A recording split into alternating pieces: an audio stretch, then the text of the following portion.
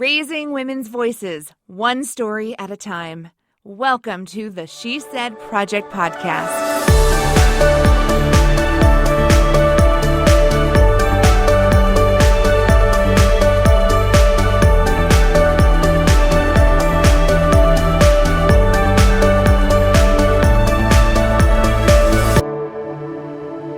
Thank you so much for joining us today on the She Said Project podcast.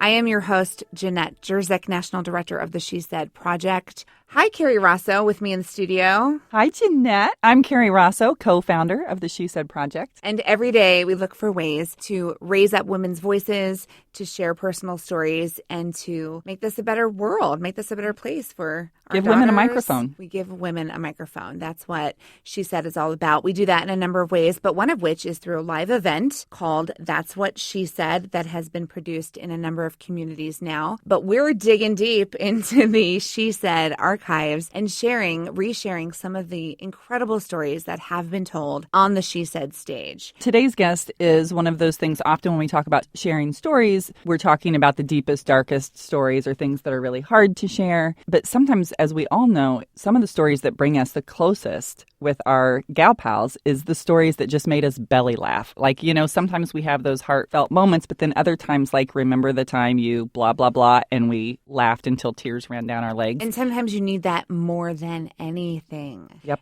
And so that's actually a really good point to introduce Heidi Cordes, who was a member of the That's What She Said cast 2019 in Champaign-Urbana. And her story, RIP Donna Martin, is laughable even just to say the name. But there was a very specific reason why we chose this slice of Heidi's funny, beautiful life to share. So Heidi, welcome. Welcome to the studio. Thank you. I'm very pleased to be here and see these two awesome chicks in action. Can I also just point out that, you know, we're on radio and that Heidi had to stop and put on lipstick so she had her radio face ready. I think that sums up Heidi right there. I still have like the rain frizz from walking into the studio. I didn't even fix it. But no, that says a lot about Heidi. She always puts her best face forward. And I think it's important to know that, I mean, Heidi looks perfect. She's beautiful. She's kind. She's sweet. She's funny. Thank you. Heidi, you live every day to its fullest for a reason. You Yes. have some personal struggles. Could you tell us a little bit about, you know, where you are at? Yeah, absolutely. I was diagnosed with lupus 11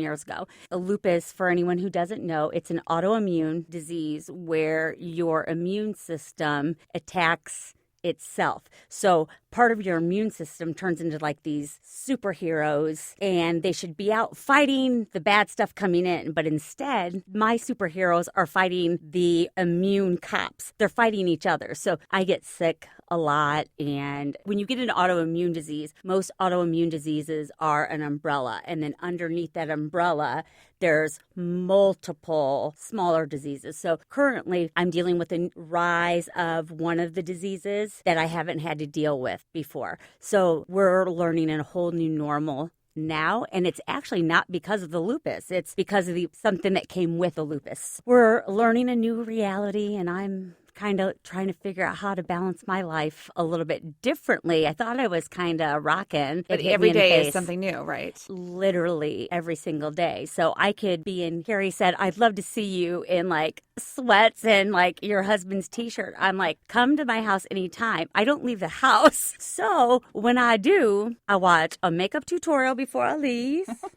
I get the right lip gloss because I don't leave my house. Like, I just don't. So it's fun for me. This is the episode I wish we were recording live on video because this is so delicious to see Heidi's reactions in your face and being ready for this. So many people would, I think we all reap the benefits of you being so open with your story because it would be easy to see you and think this person has everything, you know, and not think that you were dealing with so many big, heavy issues. Absolutely. There's an image that the Lupus Committee in England put out a few years ago. It's an image of this woman, and she looks like a very natural, healthy brunette. But then it looks like she's unzipping her skin. And when you look under the skin, everything is cracked and broken. And so under my skin, that's what's happening. And I have learned how to manipulate my red blotches on my face or my dry eyes, my dry mouth. I've learned how to hide my cane in pictures. Not so successfully when we were on vacation. So I'm like, can't you edit that cane out?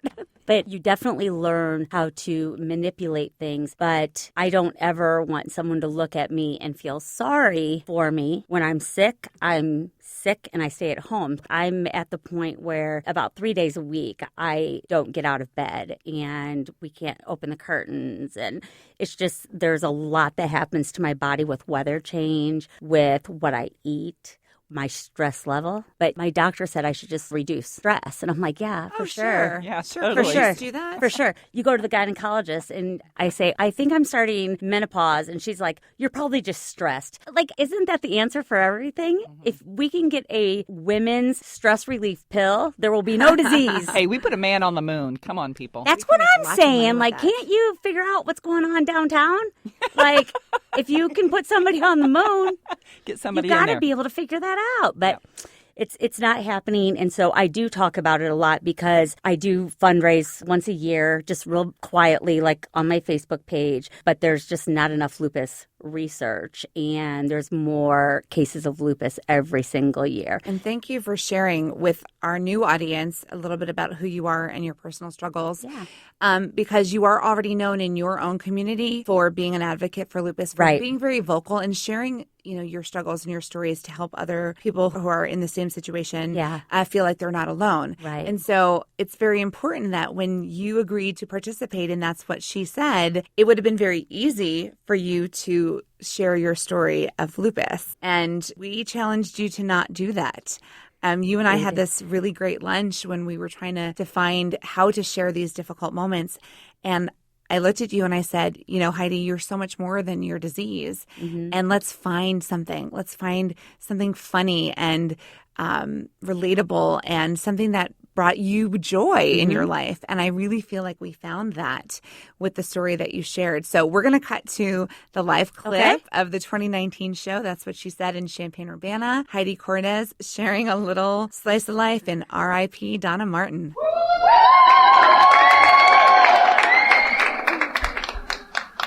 That must be my crew over there. Okay. The year was 2005, and we were headed to the Kentucky Derby. For any of you that have been to the Kentucky Derby, you know that women get dressed. They legit get dressed, right? They're thinking about their outfit for the entire year ahead of time. And my friend Colleen, she and I do the exact same thing. We plan our dresses, our hats, our shoes, our jewelry. What's our look going to be? We take the whole year, really, the whole year to discuss and put it together. One thing that Colleen and I do is pay attention to the weeks or months ahead of the Derby, to all of the celebrity action, to see which celebrities are rumored to be there that year or the year we're going to be there. And this year, the notable celebs were Usher. That's good, right? Tara Reid. Not so great. Tori Spelling. Yeah.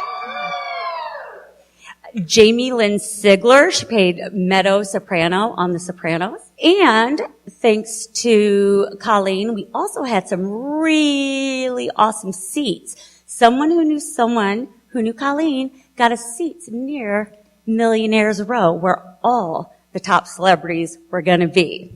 So, here's how the day started. We had a little pregame at the house, and we get to Churchill around 9 in the morning.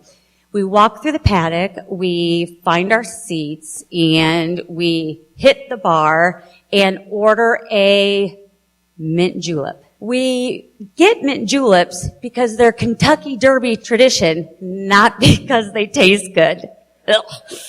After our traditional mint julep, we go straight to Lily's, and a lily is another lovely Derby drink which helps wash down all that bourbon. The actual Kentucky Derby race is like the 10th race of the day, somewhere around 4. So that gives us plenty of time and all day to enjoy our lovely lilies. There is another sport that goes on the first day in May at Churchill Downs, the sport of lady watching. We love to admire other women's style, their hats, their dresses, their shoes, kind of what their look is, and, kind of what they're going for. I am 90% consumed with lady watching and like 10% consumed with the horses. So, lady watching is a sport. 2, I'm a professional. And 3, I am the GOAT, me. We're standing there chatting with our husbands and friends near the betting windows, and I position myself so I can keep one eye in our circle of friends chatting, and then one eye on the escalator that's coming down from Millionaire's Row, which is where all the celebs would be. And that is great because I'm there to do some legit lady/celeb watching because it's my job and because I'm the greatest of all time. So, someone who knew someone brings Steve Young over, NFL Hall of Fame quarterback. Steve Young is 6'2", big, great head of hair. So you guys know I prefer them bald like my hubby over there. Raise your hand, Shay. There he is. Woo! Steve Young, he's friendly and he's chatty, but he's just a football player. So we're talking, and out of my left eye, which remains locked on the escalator, I see her. I see Tori Spelling! Woo! The moment I have been waiting for has arrived, and it's go time. So clearly I have no choice but to bull rush Steve Young out of my way like I am a 320-pound, defensive lineman with 0 body fat. And I am pushing him out of the way, and I'm yelling, Tori! Tori Spelling! Tori! She's not turning around. We're not that far away. She can hear me. There's no doubt she can hear me. I'm the only person run hustling, yelling, Tori Spelling! Tori Spelling! She's not turning around, and she is laser focused, moving through the crowd, and I'm hustling to get to her. Hustling, not running. Let's be real. I was in heels, and my boobs were taped into my dress. So, by the way, that is still my husband's favorite dress. I'm winking at you. If I ran, that's what this story would be about. The story would be about the day my boobies were flying all over the place, not about the day that we were going to become best friends with Tori Spelling. So I'm still yelling, Tori, Tori Spelling, Tori. From a distance, I hear my wingman, Colleen. I hear her coming up strong from this side of me, and we're converging. She starts yelling, Donna Martin! Donna Martin! Donna! Donna! She still refused to look at us. So she just keeps walking, and we realize she's not going to give us the time of day. And so we're standing there, kind of confused. Are you serious? She didn't even turn her head. That's kind of what, Colleen and I were thinking. We're thinking, it's not like she's the biggest celebrity at this moment, right? Not so much. This was post 90210, pre-comeback, pre-reality series. I'm guessing she was probably at that time a G-list celebrity, right? No, maybe H. I'm sticking with H. She was an H-list celebrity. That's what she was. So we were just confused, and obviously she doesn't know how amazing Colleen and I are. We're smart. We're savvy. We're independent. We're strong. We know how to live our best life. We bring the party. We could have been so good for Tori Spelling. We could have been there for her. We could have been friends. And she was our celebrity. And we were totally prepared to guide her through life. Bitch didn't look at us once. Not once. Didn't tilt her head. Didn't turn her neck. Didn't give us a side eye. Totally dissed us. That's it. She's dead to me. R.I.P. Tori Spelling. Colleen and I go back over to the group, and clearly we need another cocktail. And of course, jokes are flying rest of the day about our little escapade. And it's great because we love a good joke. And for the butt of the joke, okay, that's even funnier. We were actually able to enjoy the moment we were blown off by an L-list celebrity. So, before the Derby race actually starts, I need to make a trip to the restroom. And since we have these great seats, we have very nice restrooms as well. The stalls have doors that go from top to the bottom, so you can't see underneath. If you could see underneath, of course, I would have been on all fours looking at shoes and whatever. So, I'm standing in line at this point, and we've been drinking all day. So, I'm about 65, 75% in the tank. So balance, balance is not as easy as it was when we first got there at 9 a.m. So I'm leaning on the wall, barely and gently, because I didn't want to look like a basic drunk chick, because clearly we're at the Kentucky Derby and it's a little bit fancier than that. So I'm leaning on the wall carefully, and I have my hat on and sunglasses, and that's all part of my look. So I'm just being very, very cautious. And I can hear the girls behind me whispering. So I dangerously kind of lean back a little bit more to hear what they're saying. And I'm like, are they talking about how drunk I am? Like, that's going to be a problem. So I'm leaning back, and I hear them say, Meadow Soprano is in here. Ugh. I'm like, what? R.I.P. Tori Spelling. Meadow Soprano is our new celebrity. This is it. When she comes out of that stall, I'm going to chat it up. We're going to have small talk. I'm going to take her, and I'm going to present her to Colleen. And we are going to be best friends. And Colleen and I are going to be able to guide her through her life. Because that's what friends are for. So I turned around to the girls and their models, literally like 6 feet, all legs. And I turned around and I said, did you say Meadow Soprano is in here? And the one model, she looks at me. Well, she looks down at me. She's like, oh, we thought it was you.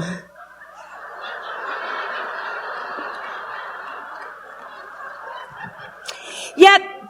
So they thought that I was Meadow Soprano. So right there, I nearly peed my dress. Right there, didn't have to go in the stall. Almost peed my dress. One, someone thought I was Meadow Soprano. And two, when I turned around, I ruined their celebrity moment, and it made me feel so much better.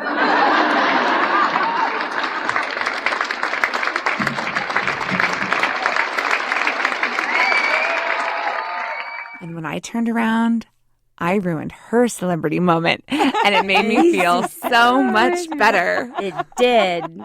That dumb bitch. Like, are you kidding me? Look at me. I'm like size 10, wrong answer. Like, there's not a size 10 on TV. Carrie, did you know we had Meadow Soprano in studio with us right now? I did. She autographed my boobs earlier. She saw my baby. One was a little lower than the other, but she was a trooper. But I love that, because when we were talking about you behind your back, totally. But when you're trying to find your story, and one of the things that we'd said was, maybe it should be called My Name Is Not Lupus. Because whenever, we've known you over the years, you're very open about these things. But the takeaways, like, I never left an interaction with you feeling sorry for you. I always felt more informed, and I usually felt like I had done my ab workout because you would have told some hilarious story. or I felt like my makeup game was a little stronger. So I think, all those things, I thought, we are going to challenge her. Let her have a moment where she's just telling the belly laugh story. Absolutely. The reason you guys were talking behind my back, like I didn't know, it's because I couldn't get my shit together. How many hours did Jeanette stare at my face and keep saying, oh, you're my favorite, you're going to do great. And she's like looking at her watch going, damn, like she can't get it straight. Like it was all over the board. When we say everyone has a story, first and foremost, that is so absolutely true. Yep. Everyone has a story, and you have 10,000 stories that you could have told. And it brought me such joy that you shared this one because it was a reflection on a time in your life where you were having fun and looking at life in such a delightful way. And what a great time to reflect on those moments. Absolutely. And when you reflect on certain moments, it's the people that are closest to you in your life. Like, who did I have to run back and tell? I had to get Colleen. And she was there at the show that night. Yeah, Colleen came to see you. She and her fiance flew in from Austin, and they were at my house. They flew in on Saturday morning and left Monday, and Colleen scrubbed down my entire house because after that show, I had been up rehearsing and then being nervous the night before. And what did that do to you physically? That makes me sick. But it does. It's not like gag me with the spoon that makes me sick. When my body goes past its limits, and my body has very specific limits. When it goes past, what happens is as soon as my adrenaline stops running, then I crash. I'm out of commission for a couple of days. And so when I was done, my best friend had just flown in and my ass was in bed all day. She was like, oh no, I used Fabuloso on your counter.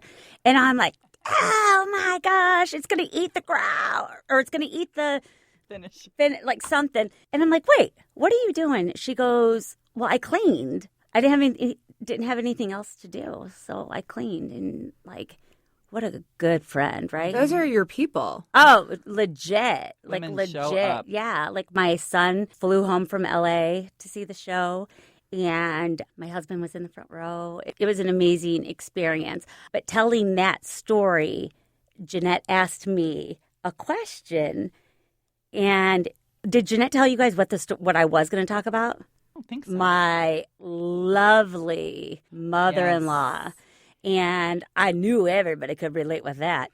But we worked on that story, and you struggled to find a way to tell it where you weren't going to hurt feelings, you weren't going to offend people, and it was such a dark side of your story. It was such a dark side of your life. So what did I ask you that day? You said, I can't take the darkness. No, I asked you. Heidi Cordes. You said I live in it. Shine the light. What is the funniest thing that's ever happened to you? And seriously, like, think about that. What is the funniest thing? So I just started spitting out stuff and talking. And then Jeanette said, that's your story. Tell it to me again. And I'm like, okay. So I told her again. And then she's like, that's your story. She said, you are more than lupus. That is not your name. You can have fun. And your face lit up and you came to life and you were laughing and I was laughing. And I'm telling you, there were over 1,000 women in that audience laughing that night. Tori Spelling probably is laughing too because now she's rich again. I know. Reboot. I know. She's going to be there again and she's going to blow me off again. I'm going to be mad. But yeah, like when Jeanette asked me that, what is your funniest moment? There were so many. So then I started asking my crew. I asked my son, what is your funniest moment? And he's like, with who?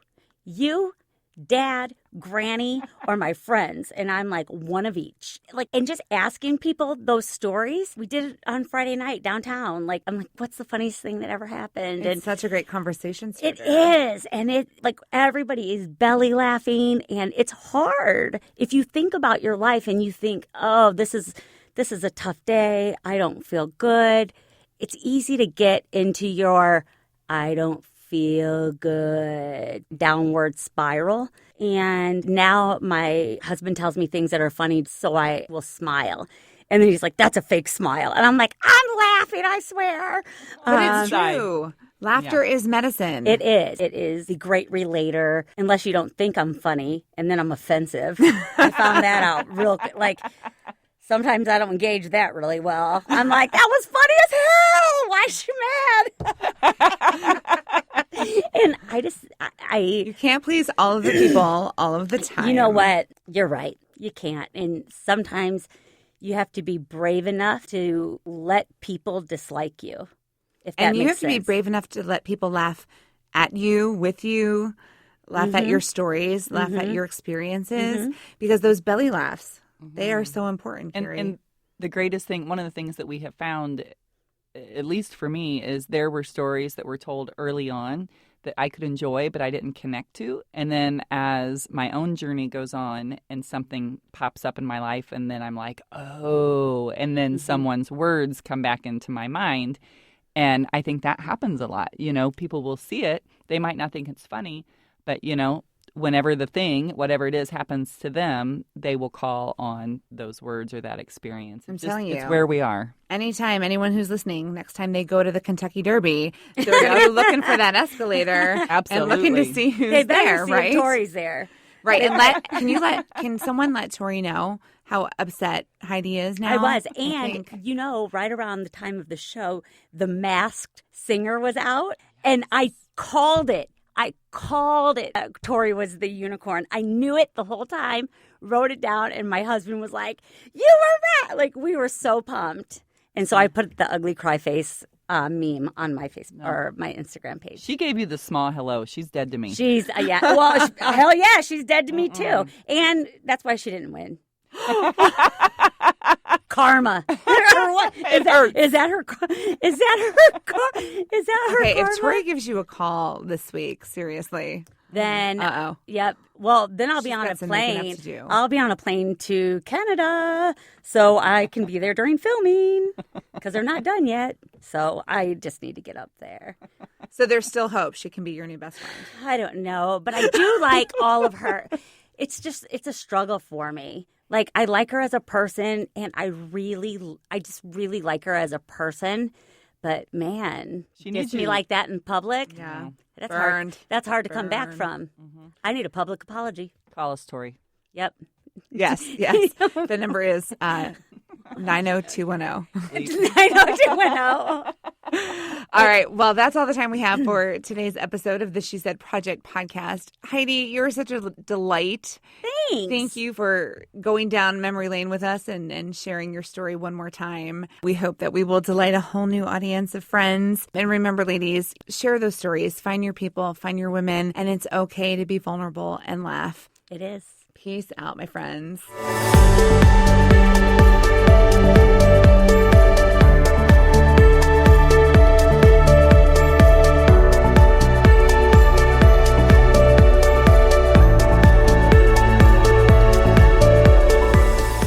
Thank you for listening to the She Said Project podcast in partnership with Illinois Public Media. All materials contained in the podcast are the exclusive property of the She Said Project and That's What She Said LLC. For more information on our live shows, go to shesaidproject.com. This podcast was presented by Sterling Wealth Management, empowering women to live their best lives. Learn more at sterlingwealthmanagement.com.